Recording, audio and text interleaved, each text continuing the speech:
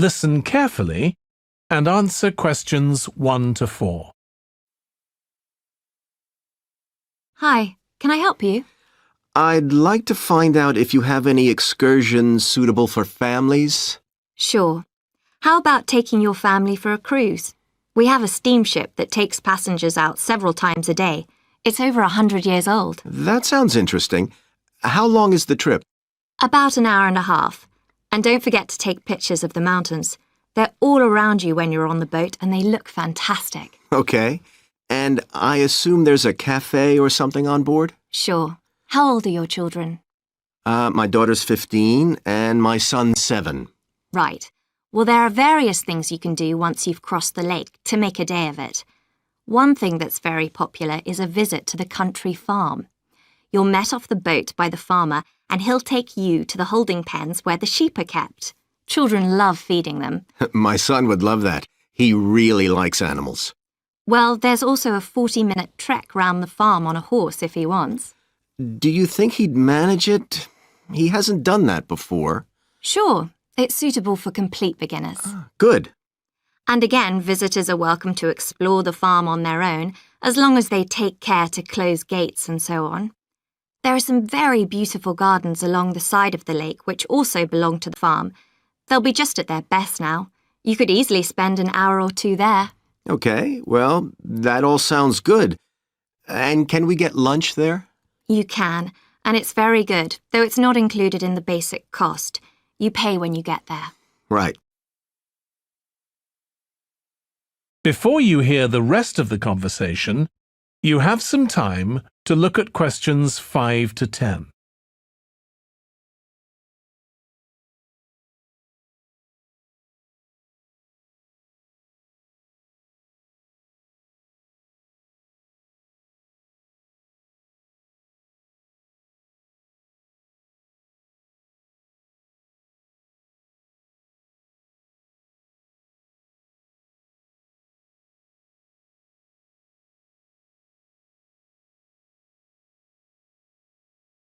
Now listen and answer questions 5 to 10.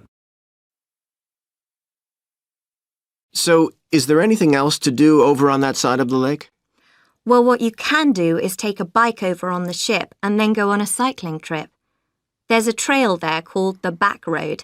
You could easily spend 3 or 4 hours exploring it, and the scenery's wonderful. They'll give you a map when you get your ticket for the cruise. There's no extra charge. What's the trail like in terms of difficulty? Quite challenging in places. It wouldn't be suitable for your 7-year-old. It needs someone who's got a bit more experience. Well, my daughter loves cycling, and so do I, so maybe the 2 of us could go, and my wife and son could stay on the farm.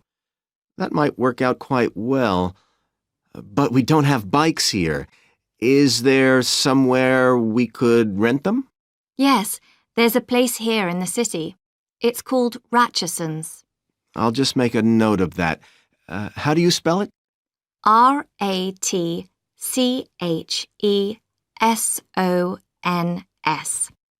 It's just by the cruise ship terminal. Okay. You'd also need to pick up a repair kit for the bike from there to take along with you, and you'd need to take along a snack and some water. It'd be best to get those in the city. Fine. That shouldn't be a problem. And I assume I can rent a helmet from the bike place. Sure, you should definitely get that.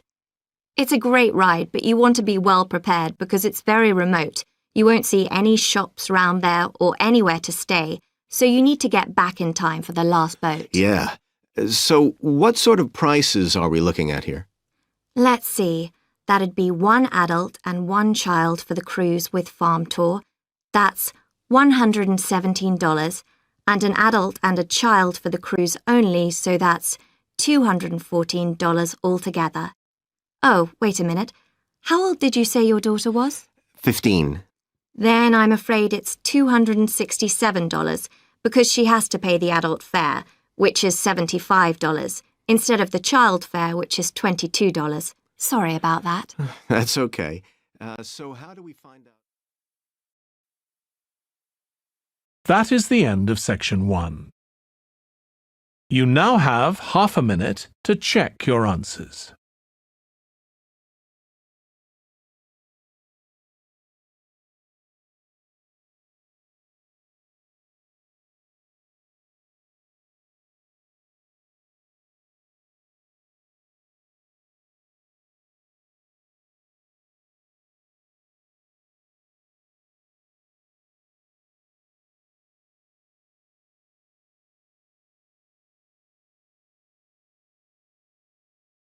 Now turn to Section 2.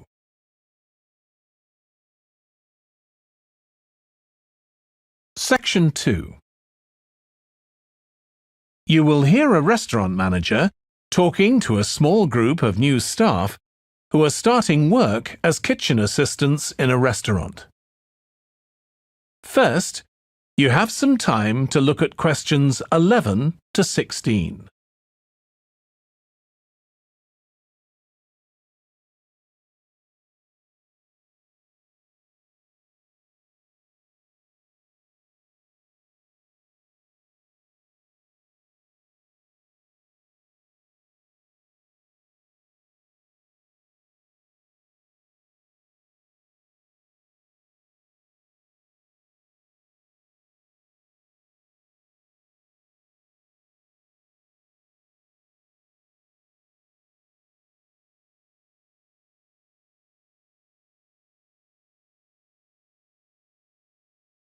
Now listen carefully and answer questions 11 to 16.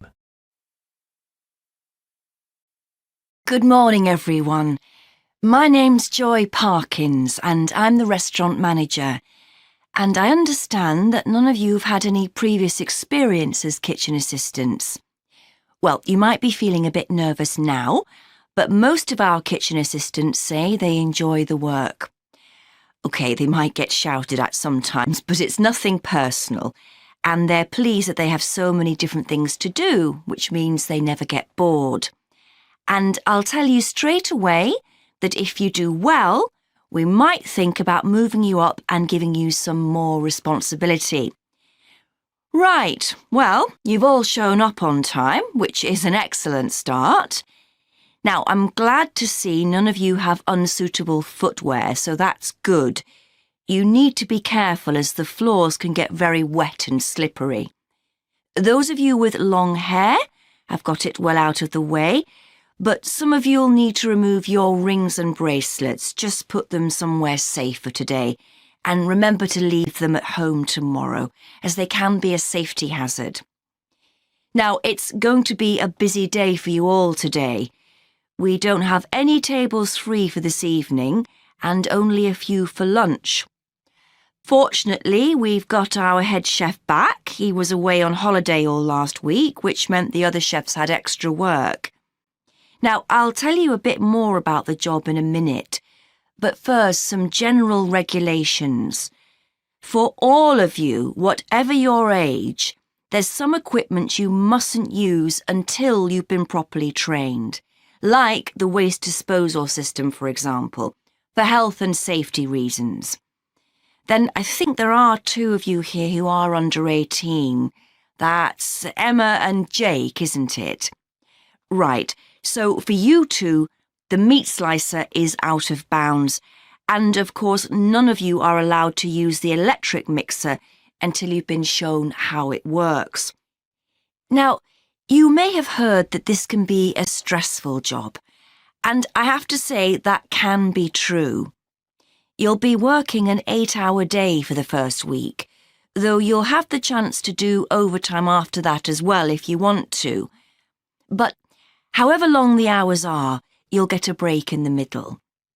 What you will find is that you're on your feet all day long, lifting and carrying. So, if you're not fit now, you soon will be. You'll find you don't have much chance to take it easy. When someone tells you to do something, you need to do it straight away. But at least we do have a very efficient air conditioning system compared with some kitchens. Before you hear the rest of the talk, you have some time to look at questions 17 to 20.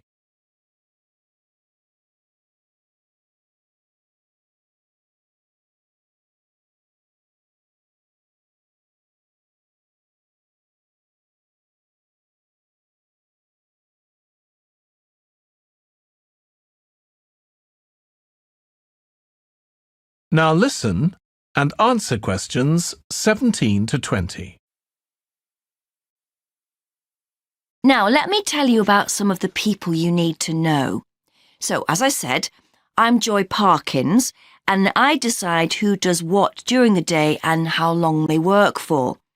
I'll be trying to get you to work with as many different people in the kitchen as possible, so that you learn while you're on the job.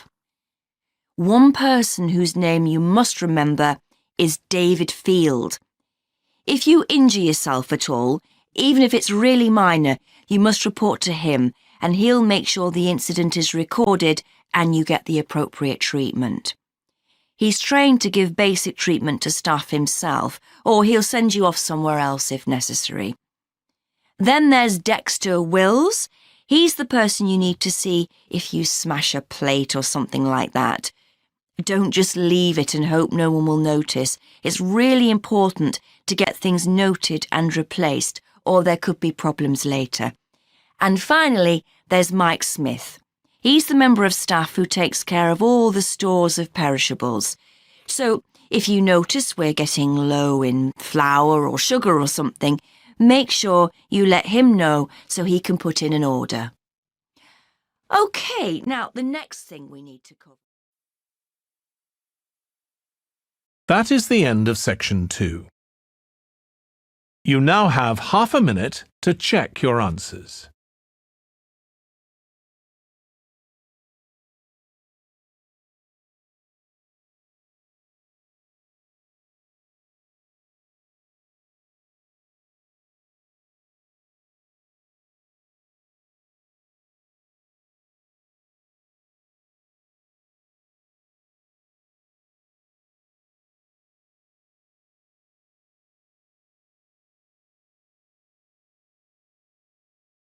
Now turn to section 3.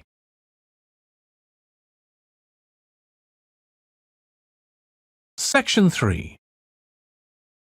You will hear two students called Trudy and Stuart, who are both studying to be librarians, discussing a paper that they are going to write together.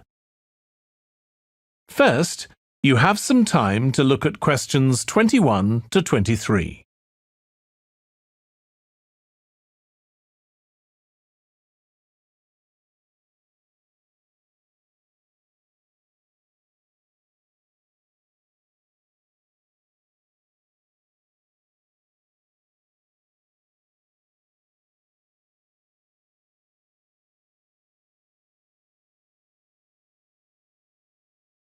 Now listen carefully and answer questions 21 to 23. OK, Stuart, we need to start planning our paper on public libraries. Have you thought of an angle yet? Well, there's so much we could look into. How libraries have changed over the centuries, for instance, or how different countries organise them. What do you think, Trudy? Maybe we should concentrate on this country and try and relate the changes in libraries to external developments, like the fact that far more people can read than a century ago, and that the local population may speak lots of different languages. We could include something about changes in the source of funding too. Yes, but remember we're only supposed to write a short paper, so it's probably best if we don't go into funding in any detail. Right. Well, shall we just brainstorm a few ideas to get started? OK. We obviously need to look at the impact of new technology, particularly the internet. Now that lots of books have been digitalised, people can access them from their own computers at home. And if everyone did that, libraries would be obsolete. Yes. But the digitalised books that are available online for free are mostly out of copyright, aren't they? And copyright in this country lasts for 70 years after the author dies. So you won't find the latest bestseller or up-to-date information. That's an important point. Anyway, I find it hard to concentrate when I'm reading a long text on a screen. I'd much rather read a physical book. And it takes longer to read on a screen. Oh, I prefer it.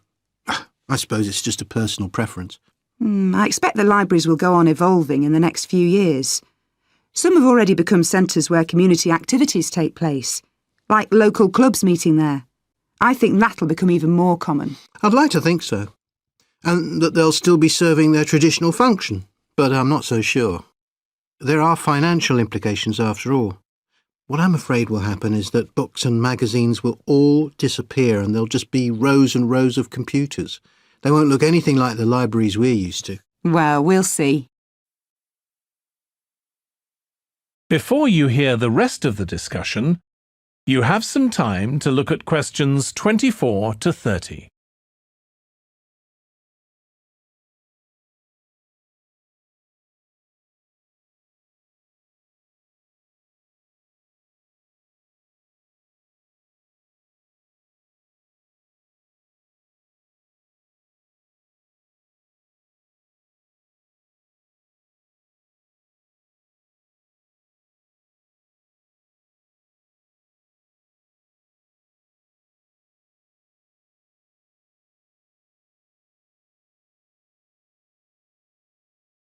Now listen and answer questions 24 to 30.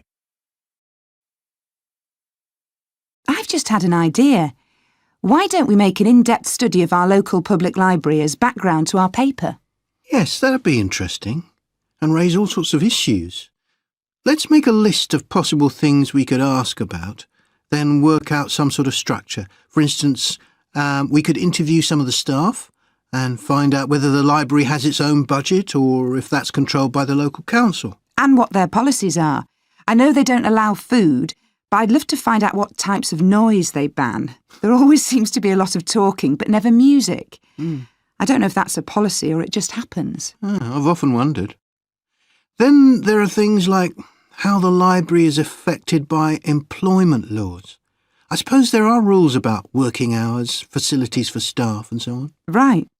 Then there are other issues relating to the design of the building and how customers use it. Like, what measures does the library take to ensure their safety? They'd need floor coverings that aren't slippery, and emergency exits, for instance. Oh, and another thing, there's the question of the kind of insurance the library needs to have, in case anyone gets injured. Yes, that's something else to find out. You know something I've often wondered? What's that? Well, you know they've got an archive of local newspapers going back years. Well, next to it, they've got the diary of a well-known politician from the late 19th century. I wonder why it's there. Do you know what his connection was with this area? No idea. Let's add it to our list of things to find out. Oh, I've just thought.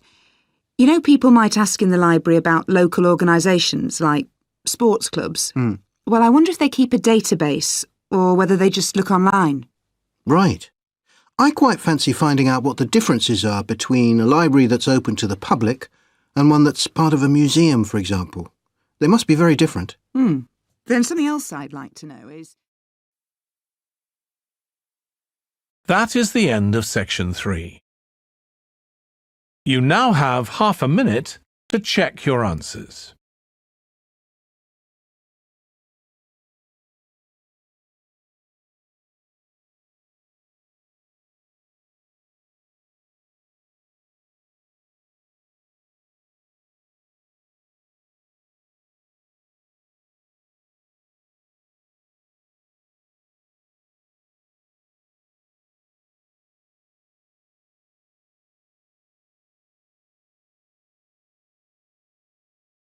Now turn to section 4.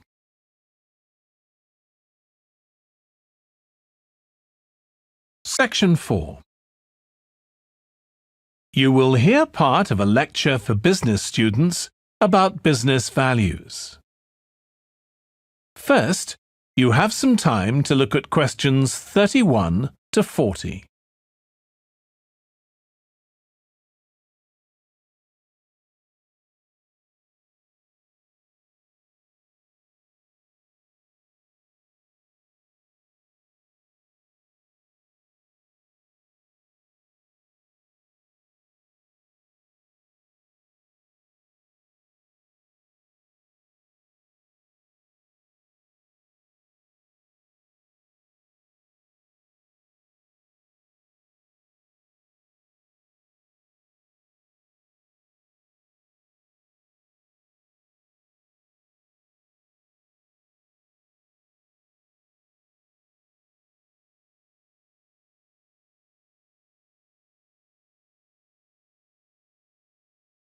Now listen carefully and answer questions 31 to 40. In public discussion of business, we take certain values for granted. Today, I'm going to talk about 4 of them: collaboration, hard work, creativity, and excellence. Most people would say they're all good things. I'm going to suggest that's an oversimple view. The trouble with these values is that they're theoretical concepts, removed from the reality of day-to-day business. Pursue values by all means, but be prepared for what may happen as a result. They can actually cause damage, which is not at all the intention. Business leaders generally try to do the right thing, but all too often the right thing backfires if those leaders adopt values without understanding and managing the side effects that arise.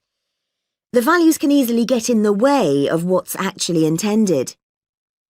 Okay, so the first value I'm going to discuss is collaboration. Let me give you an example. On a management training course I once attended, we were put into groups and had to construct a bridge across a stream using building blocks that we were given. The rule was that everyone in the team had to move at least one building block during the construction. This was intended to encourage teamwork. But it was really a job best done by one person. The other teams tried to collaborate on building the structure and descended into confusion, with everyone getting in each other's way. Our team leader solved the challenge brilliantly. She simply asked everyone in the team to move a piece a few centimetres to comply with the rule, and then let the person in the team with an aptitude for puzzles like this build it alone. We finished before any other team. My point is that the task wasn't really suited to team working, so why make it one? Teamwork can also lead to inconsistency, a common cause of poor sales. In the case of a smartphone that a certain company launched, one director wanted to target the business market, and another demanded it was aimed at consumers. The company wanted both directors to be involved, so gave the product a consumer-friendly name, but marketed it to companies. The result was that it met the needs of neither group. It would have been better to let one director or the other have his way, not both.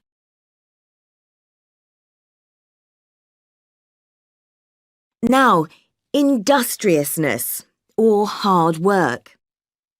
It's easy to mock people who say they work hard. After all, a hamster running around in a wheel is working hard and getting nowhere.